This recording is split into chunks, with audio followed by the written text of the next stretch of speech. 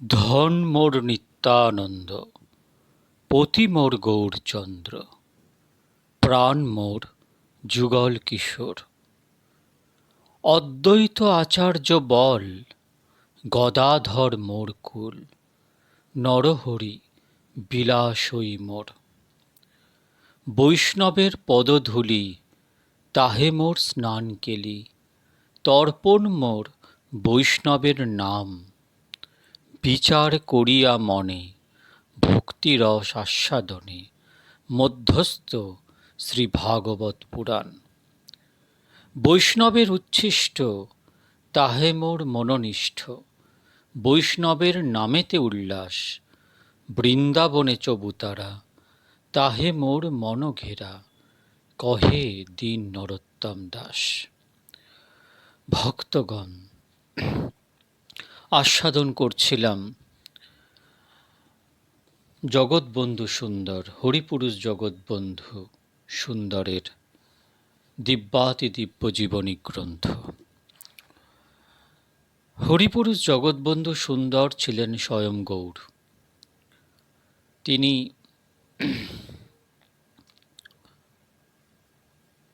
ত্রয়োদশ অবস্থা অবধি তার মহাগম্ভীরা লীলায় দেখিয়ে গেছেন। বন্ধু সুন্দরকে বোঝা বড় কঠিন, কিন্তু বন্ধু বাক্যকে স্মরণ মনন করা, এর দ্বারাই আমাদের উদ্ধার হয়ে যেতে পারে। বন্ধু কৃপা দৃষ্টি যদি হয় জীবনে, তাহলে আর কিছু পাওয়ার থাকে না, পূর্ণতায় পরিপূর্ণ হয়ে আনন্দ আস্বাদন করা যায়। বন্ধু সুন্দরের জীবনও আনন্দময়, কারণ বন্ধু সুন্দর হলেন সচ্চিদানন্দময়, আনন্দস্বরূপ, তাই তার জীবনীও আনন্দস্বরূপ। তাই এই রকম মহান বিভূতির যখন আমরা জীবনী আস্বাদন করি, তখন তাঁর কৃপা দৃষ্টি আমাদের ওপর এসে পড়ে। তাঁর যত ভক্ত আছে, তাঁদের কৃপা দৃষ্টি আমাদের ওপর এসে পড়ে, আর কৃপাতেই তো আমাদের উদ্ধার হবে। কলির মানুষের তো ভজন করার ক্ষমতা নেই, তাই ভক্তের পায়ে পড়ে থাকো, ভক্তের চরিত্র আস্বাদন করো, ব্যাস। ভক্ত চরিত্র আস্বাদনের থেকে বড় জিনিস আর নেই। ভগবান নিজে বলছেন, আমা হতে আমার ভক্তের দেহ বড়। তাই ভক্ত চরিত্র আস্বাদন। গৌর তো ভক্ত হয়ে এসছেন, এখানে বন্ধুও ভক্ত হয়ে এসছেন। তাই ভক্তরূপে আমরা তাকে অঙ্গীকার করে তার পায়ে পড়ে সেই যে পরম বস্তু পঞ্চম পুরুষার্থ প্রেম যাতে আমরা লাভ করতে পারি, তার জন্য আমাদের বদ্ধকর হতে হবে, দৃঢ় প্রতিজ্ঞ হতে হবে। আসুন বন্ধুলীলায় প্রবেশ করা যাক। আগের দিন আলোচনা করেছিলাম যে পাবনায় পড়াশোনা চলতে লাগলো বটে, কিন্তু সকল সময়ই যেন জগৎবন্ধুর আনমনা ভাব। মন যেন কোনো রাজ্যে ঘুরে বেড়ায়।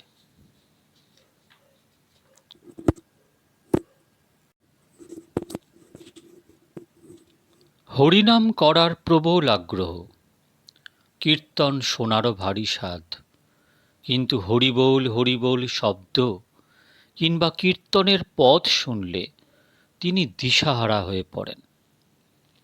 প্রথমে তার মাথা দুলতে থাকে, তারপরই দাঁড়িয়ে নাচতে নাচতে তিনি চৈতন্য হারিয়ে লুটিয়ে পড়েন।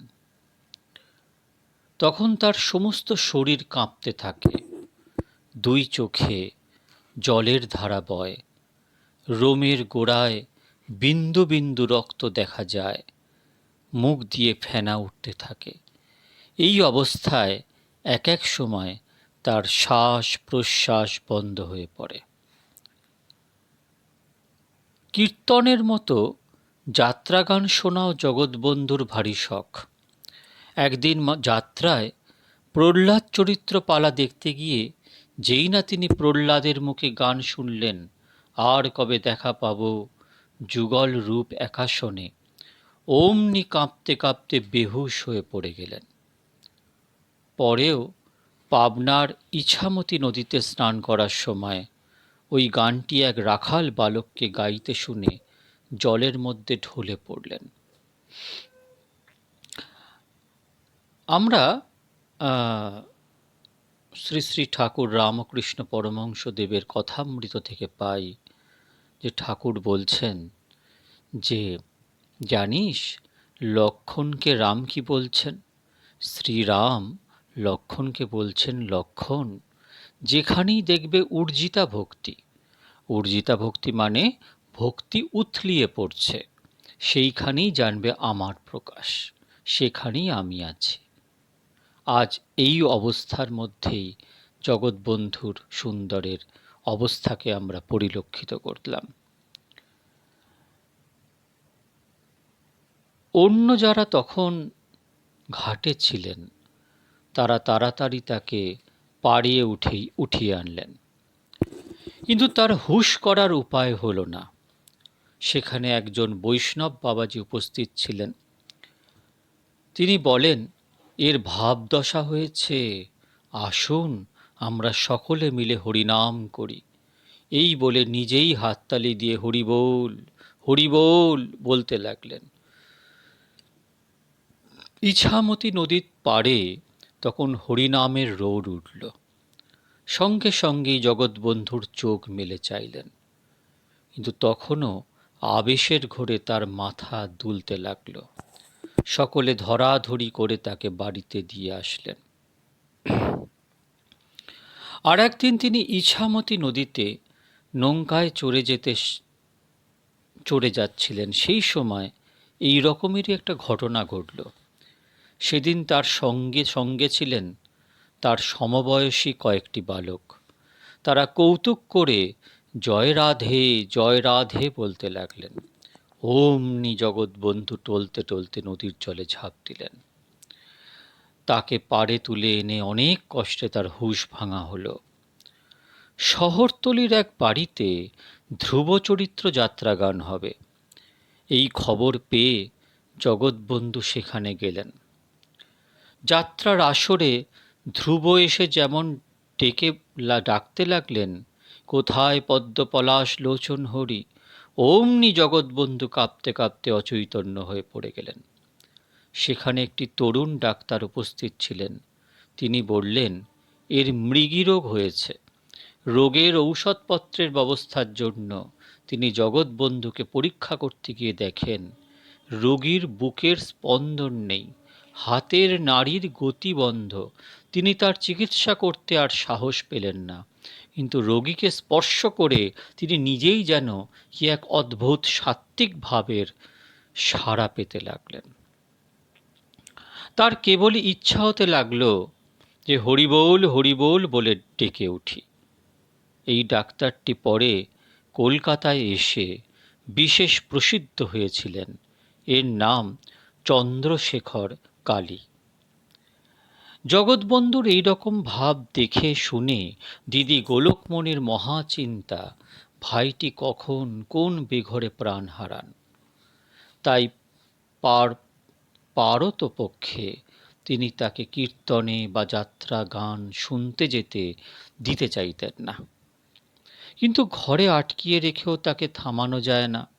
দরজায় বৈরাগী এসে হরে কৃষ্ণ বলে কিংবা খোল করতাল বাজাতে আরম্ভ করলেই জগৎবন্ধু গোবিন্দ গোবিন্দ বলতে বলতে মাটিতে গড়াগড়ি দিত।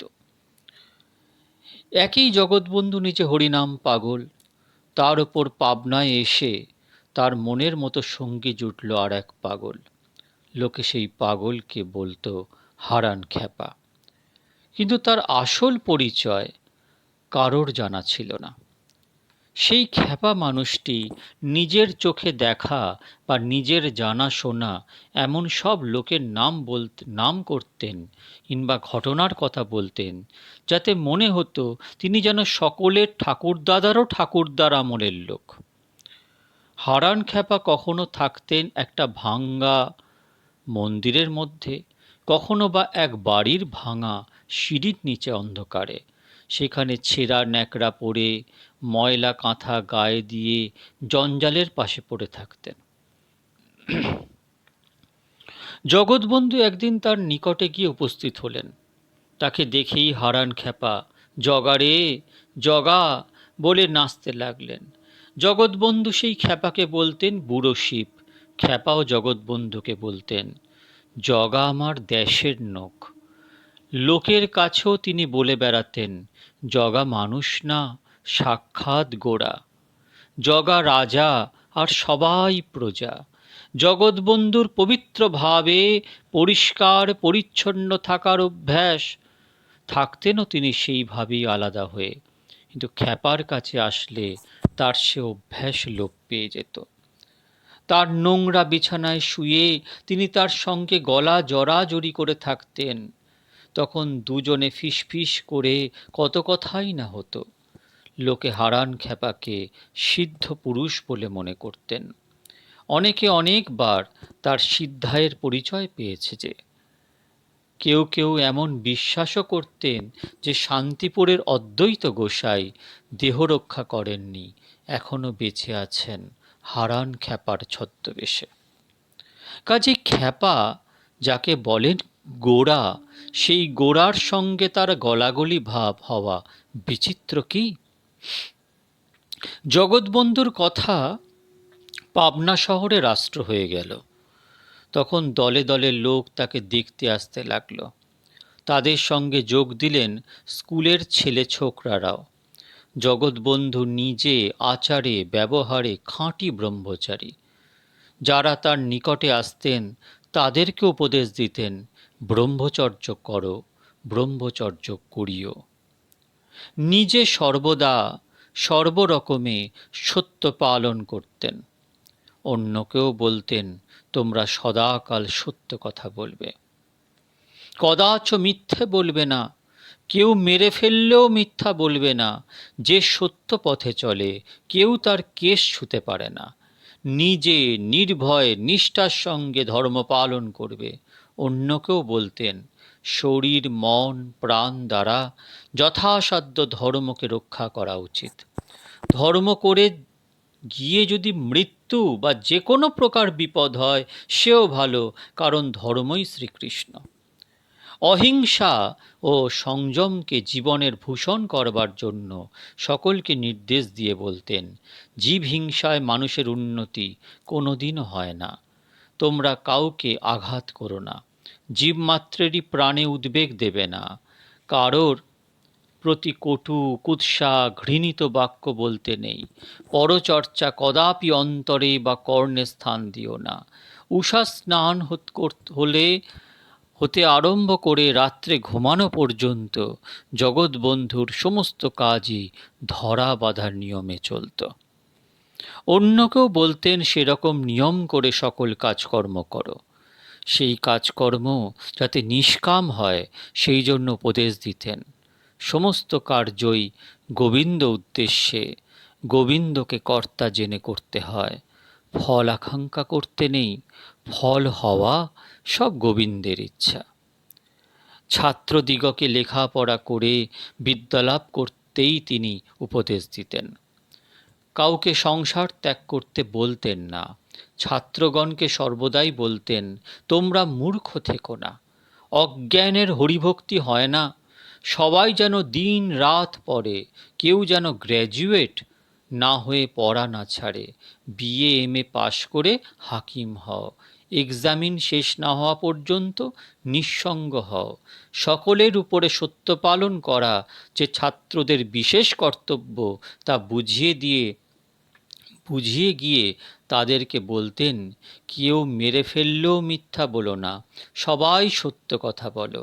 যেন সত্য পথে চলে কেউ তার কেশাগ্র স্পর্শ করতে পারে না।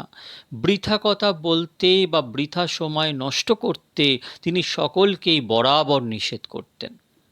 এর আগে আমি বলেছি রূপ গোস্বামী তার অব্যর্থ কালোত্তম, কোনো কাল যেন ব্যর্থ নাহি যায়। বাজে কথা নয়, সর্বদা হরিনাম করো, হরিনাম ছড়াও, কেননা হরিভক্তি জীবনের প্রধান লক্ষ্য। সেই লক্ষ্যে পৌঁছাবার উদ্দেশ্যেই যত সব লেখাপড়া। ত্যাগেই যে মানুষের প্রকৃত সুখ, তাও তিনি নানারূপ উপদেশ দিয়ে বুঝিয়ে দিতেন। কারোর কাজে বা কথায় ইতস্তত ভাব প্রকাশ পেলে বলতেন, যা মুখ ফুটে বলবে তা করতেই হবে। আচ্ছা দেখি, যদি পারি চেষ্টা করব, এটা না করার ফাঁকে। যা বলবে তা করার একান্ত ইচ্ছা হলে নিশ্চয়ই তা করতে পারবে।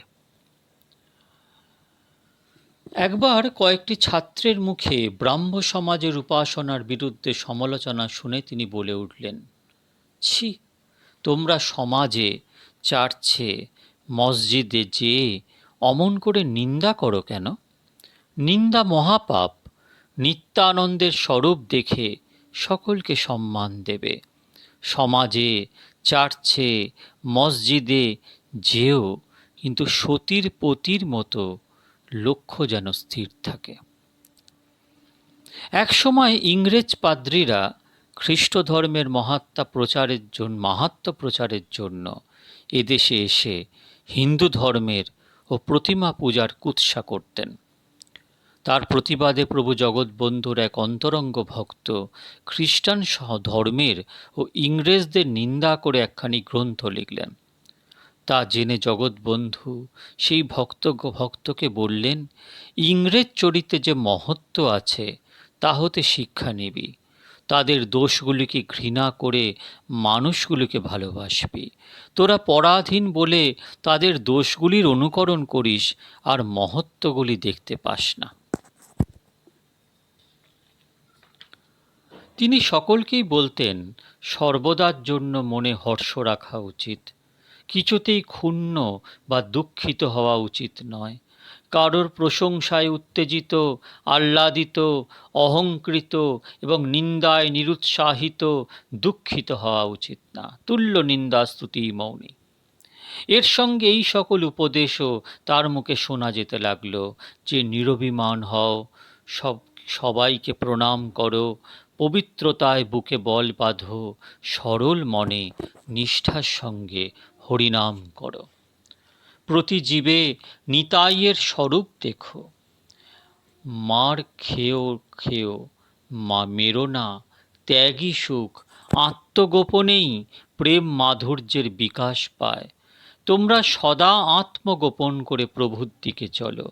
এই সকল বাক্য ছিল তার নিত্যকার উপদেশের অন্তর্গত। আচার প্রচার। প্রচার হচ্ছে আচার্যদের কাজ। হরিদাস ঠাকুরকে বলা হয়েছে, অদ্বৈত প্রভু বলছেন, আচার করিয়া কেহ না করো প্রচার, প্রচার করিয়া কেহ না করে আচার। আচার প্রচার এই দুই তুমি করো, তুমি সর্বগুরু, তুমি জগতের আর্য। আবার মহাপ্রভু হরিদাস ঠাকুরকে বলছেন, ক্ষণে ক্ষণে করো তুমি সর্বতীর্থ স্নান, ক্ষণে ক্ষণে করো তুমি যজ্ঞ তপ ধ্যান, নিরন্তর করো চারি বেদ অধ্যয়ন, দ্বিজন্যাসী হতে তুমি পরম পাবন। তাহলে প্রথমে আচারের মাহাত্ম্য, তারপরে আচার প্রচারের মাহাত্ম্য কীর্তিত হয়েছে। আচার্যদের কাজ হচ্ছে আচার করে প্রচার করা। কিন্তু জগৎবন্ধু সুন্দর এখানে সবাইয়ের জন্য বলছেন যে তোমরা তোমাদের ভজনকে, নিজের সেবাকে, নিজের স্মরণ মনন কীর্তন ধ্যান জপ যা সম্পত্তি আছে তা লুকিয়ে করো, প্রকাশ করতে যেও না। লোকের প্রকৃতি বুঝে জগৎবন্ধু কাউকেও বলতেন, গৃহী হও, বিষয় হয়ে নিষ্ঠায় থেকো। পিতামাতার অন্তরে কষ্ট দিতে নেই। যে সংসারে শান্তি পায় না, সে সংসার ত্যাগ করেও শান্তি পায় না। জননী ও ভাতৃগণকে চিরদিন সর্বত্র পালন করো। আবার কাউকে বলতেন চিরকুমার থেকো, কাউকে বলতেন বিবাহ করো, যথাসাধ্য ব্রহ্মচর্য পালন করো। এই সমস্ত উপদেশ দেওয়ার সময় দেশের ও দশের মঙ্গল কামনার দিকেও জগৎবন্ধুর লক্ষ্য ছিল। তিনি বলে গেছেন, লোকে চাকরি বাকরি ছেড়ে চাষবাস করুক, দেশে প্রচুর শস্য হোক, সবাই সুখে স্বাচ্ছন্দ্যে থাকুক আর হরিনাম করুক, এর নাম স্বাধীনতা। যাকে বা যেখানেই তিনি যা বলতেন তার মূলে ছিল প্রধান কথা, আর কিছু পারো আর না পারো, হরিনাম ছেড়ো না। হরিনাম কীর্তনের আসক্তি তার এতই প্রবল ছিল যে তিনি ছাত্রগণকে সর্বদাই বলতেন, তোরা যদি 6 মাস আমাকে খেতে না দিস তবু আমি মরব না, কিন্তু জেনে রাখিস কীর্তন ছাড়া এক মুহূর্ত বাঁচব না। কীর্তন আমার জীবন, তোমরা কীর্তন ভিন্ন কোনো ব্রত বা নিয়ম করো না। চিরদিনই টহল ও নগর কীর্তন সর্বদাই করো, কীর্তন ভিন্ন সবই মিথ্যা। তারক ব্রহ্ম হরিনামই মহা উদ্ধারণ মন্ত্র। তোমরা দেশে দেশে হরিনাম প্রচার করো, হরিনাম সর্বত্র করাও। কেউ হরিনাম করুক না করুক তাতে তোর কি আসে যায়, অবিচারে যেখানে সেখানে হরিনাম করে বেড়াবি। হরিনাম শুনলেই জীবের কল্যাণ হবে। প্রভু জগৎবন্ধুর মতে হরিনামের শক্তি অসীম, কেননা হরিনাম করলে শুধুমাত্র হরি ঠাকুরেরই নাম করা হয় না, একসঙ্গে গুরু, গৌরাঙ্গ, গোপী, রাধাশ্যামের নাম নেওয়া হয়। জগৎবন্ধু নিজে হরিনামে মেতে উঠতেন, অন্যকেও বলতেন নাম বিতরণ কর, ঘরে ঘরে সংকীর্তন কর, সবাইকে হরিনাম শোনা, ছোট বড় বাঁচিস না। সংসারী লোকেরই হরিনামের প্রতি বেশি অধিকার। সময় থাকতে থাকতে হরিনাম কর। তোমরা সকলে মিলে আমার কাজ করো, তোমরা হরিনাম করে আমাকে পালন করো। তার মনোমতো হরিনাম প্রচার হচ্ছে না দেখে তিনি এক এক সময় আক্ষেপ করতেন, হায় মানুষ হরিনাম করে না।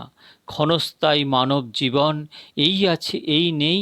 সংসারী ব্যক্তি সংসারের মায়ায় মোহিত হয়ে যাতায়াত করলেও তার সংসার পিপাসা মেটে না, হরিনাম করে না। আপনি আচরি ধর্ম জীবেরে শেখায়। জগৎবন্ধুর কথায় ও কাজে এই নীতির পরিচয় পেয়ে সকলেই মুগ্ধ হলেন। ছাত্রের দলও ধর্মের নামে মেতে উঠলেন। এতে তাদের অভিভাবকেরা প্রমাদ গুনলেন। তারা ভাবলেন সর্বনাশ, তাদের ছেলেপিলেরা তো সাধু সন্ন্যাসী হয়ে যাবে। কাজেই জগৎবন্ধুকেই যত নষ্টের গোড়া মনে করে তার বিরুদ্ধে সকলে জোট পাকালেন। জগৎবন্ধু রোজ ইচ্ছামতি নদীতে স্নান করতে যেতেন। একদিন তার স্নানের সময় কয়েকজন লোক তাকে ধরে নদীর মধ্যে চুবিয়ে দিলেন। তিনি কোনো প্রকারে তাদের হাত এড়িয়ে হাঁপাতে হাঁপাতে দিদি গোলকমণির কাছে এসে বসে পড়লেন। গোলকমণি তখন শিব পূজা করছিলেন। ভাইয়ের বিপদের কথা শুনে তার চোখে জল এসে পড়ল। তা দেখে জগৎবন্ধু বললেন, দিদি এ কি, আপনি শিব পূজা করতে বসে চোখের জল কেন ফেলছেন? আপনি এমন করবেন না। আপনার চোখের জল শিবলিঙ্গের ওপর পড়লে যে তাদের ভীষণ অকল্যাণ হবে। জগৎবন্ধু যাদের উদ্দেশ্যে ওনাদের বললেন তারা তাকে নদীতে চুবাতে গেছিলেন। ভোরে উঠে জগৎবন্ধুর একলা বেড়াবার অভ্যাস।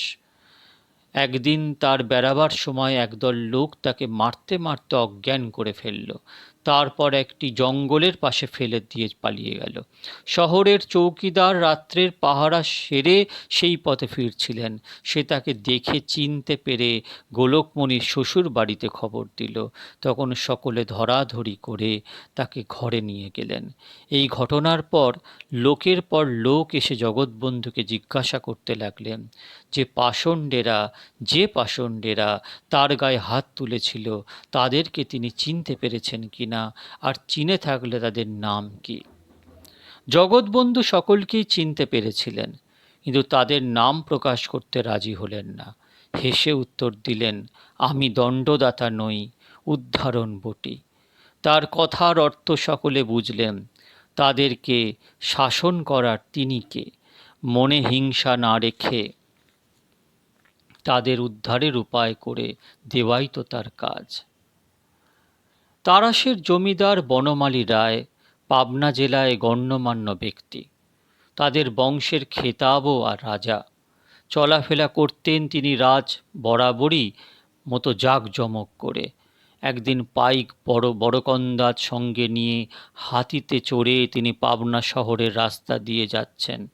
তখন একটি কীর্তনের দলও কীর্তন করতে করতে সেই পথে আসছিলেন।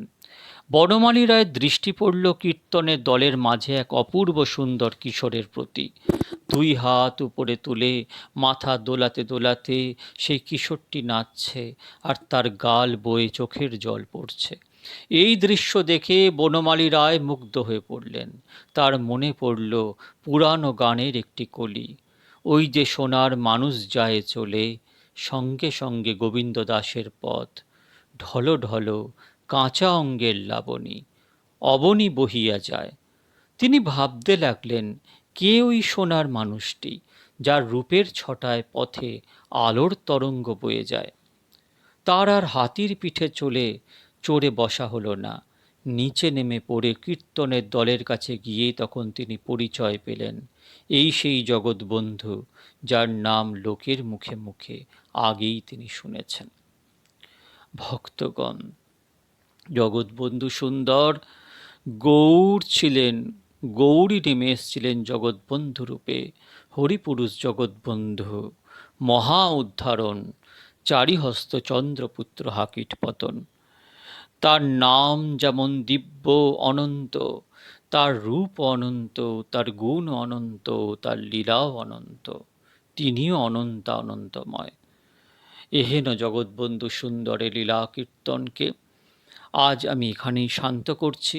পরের দিন এই দিব্যাতি দিব্য মহামানবের জীবনীকে অগ্রসর করব। আপনারা ভালো থাকবেন। জয় জয় পরম পূজ্য বড় বাবাজি মহারাজ, জয় জয় নামাচার্য রামদাস বাবাজি মহারাজ, জয় সখীমা, জয় আমার সদ্গুরুদেব, জয় নিতাই গৌর হরিবোল, জয় বন্ধু সুন্দর।